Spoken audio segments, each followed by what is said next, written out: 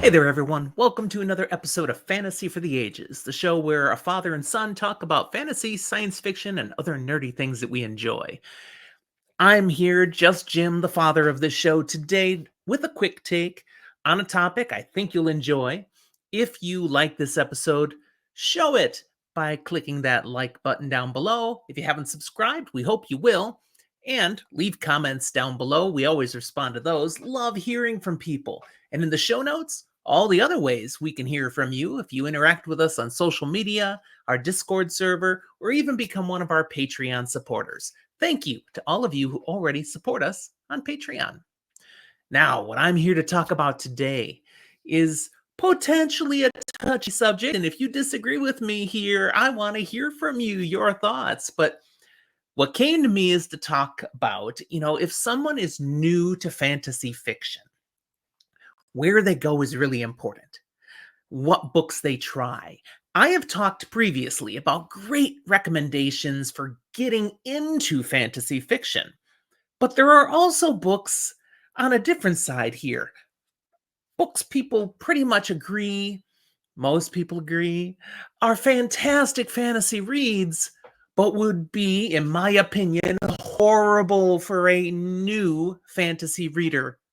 You are fragile. You are delicate when you first come into the genre. You don't know what you're getting into entirely, and I would not want you running away screaming in panic, overwhelmed, disgusted, or just otherwise turned off from the fantasy genre. There's so much diversity, it's so rich, and so much fun to be found. So you need to read the right books. Here I have for you today 6 books that I believe you should definitely avoid when you're brand new into fantasy. There will be exceptions. I know you might be one of those, but I have legit reasons for these, and let's get into them. Number 1, first book to avoid, Guardians of the Moon by Steven Erikson.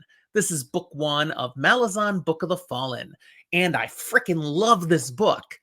But I didn't find it until well over 30 years into my fantasy reading experience. I was a well-versed fantasy reader when I got to this book. And it's amazing, but to picture me picking this up as the first or one of the first fantasy books I've ever read, no way. I would not be reading fantasy today. This series just drops you right in the middle of an incredibly diverse and complex world that Erikson has built, and right smack in the middle of a huge, massive story that's stretched for millennia, and you just have to start figuring out what's going on. That's part of the fun of reading it. But being dropped into this super complex, epic fantasy, it takes some work. And a lot of people never make it through book 1. It's kind of gatekeeping the whole series. So this would be the wrong book to start with. But come back later. You'll love Malazan. Number 2, The Way of Kings by Brandon Sanderson. Brandon Sanderson has written so many great fantasy books, and The Way of Kings is among these. But this is not where you start. The biggest collection of books Sanderson has out there is the Cosmere. You've probably heard of the Cosmere. The Way of Kings is not an entry point into the Cosmere because it is built upon so many other events that have happened in so many other books. You want to start, Brandon Sanderson? Try Warbreaker. Try Mistborn. That's how I got my wife into the Cosmere, but don't start with The Way of Kings. The book is too massive. There's way too much world building up front for a novice fantasy reader. It ends up slowing the pace down significantly. You'll get bored, you'll quit, you'll never come back. But once you're invested in the Cosmere, come check out The Way of Kings. Number 3, The Shadow of the Torturer by Gene Wolfe.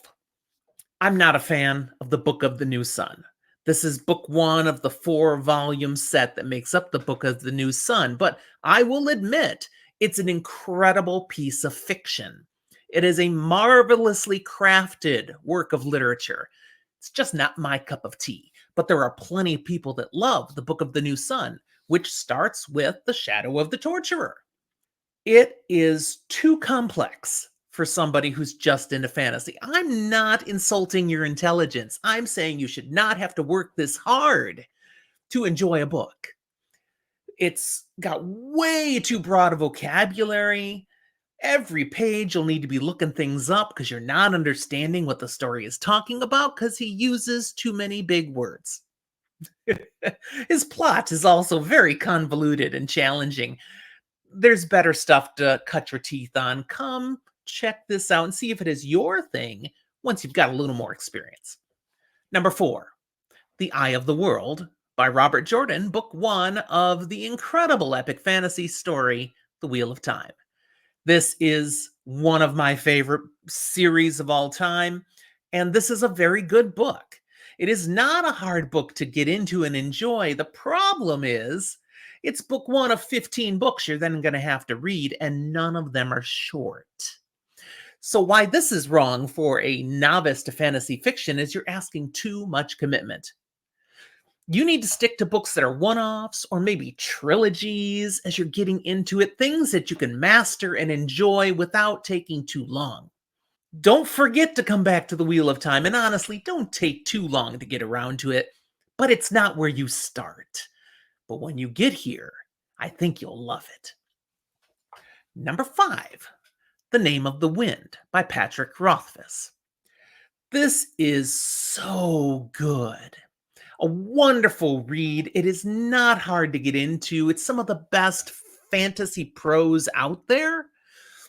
The problem with it is it's too good for not being done. I said, look for single books or trilogies. Well, this is a trilogy, but book 3 has not been written now for over 13 years. We've got book 1 that's fantastic. We've got book 2, The Wise Man's Fear, that's also incredible. And then you've got nothing. This is not what you do to a novice fantasy reader. Get them pumped up and excited and so invested emotionally and intelligently. Just, I want to know what's happening. What do you mean he hasn't finished? And maybe never will. They'll be frustrated and they'll run away from fantasy forever, finding things that they know will be done. Because this happens in fantasy sometimes. So this is not where you start, but don't forget to come back. It's good enough that even though it's not done, you'll love it. My 6th one that you should not start at is The Fellowship of the Ring by J.R.R. Tolkien, book 1 of the Lord of the Rings trilogy. Why not? Tolkien is like the grandfather of fantasy fiction these days. Well, that's the problem. He's old. This is too classic now. The style is almost archaic compared to what we look for in literature these days. I absolutely love The Fellowship of the Ring. I've read it numerous times, more times than I can count. But to get into it now, it's such an older style of writing, you'll turn off a fantasy reader quite often with this book. This is something they should come back to later to appreciate where we came from. The other problem with The Fellowship of the Ring is, as part of the Lord of the Rings trilogy, everybody's seen the movie now. The movie will ruin a person's patience for working their way through this incredible trilogy. There you go. Those are the reasons for 6 books you should definitely not start at. Avoid these books when you're new to fantasy. Those of you that are veterans in the genre and love fantasy, and especially these books, if you think I'm wrong, make your case. But if you think I'm right, give me a pat on the back. Let me know. And what would you add? What are those other great fantasy books out there that someone might be tempted? Oh, that cover looks good. Oh, I've heard the buzz. But it would be a mistake if they're new to fantasy. Tell me what you think. Thanks for watching, everyone. We'll talk to you next time.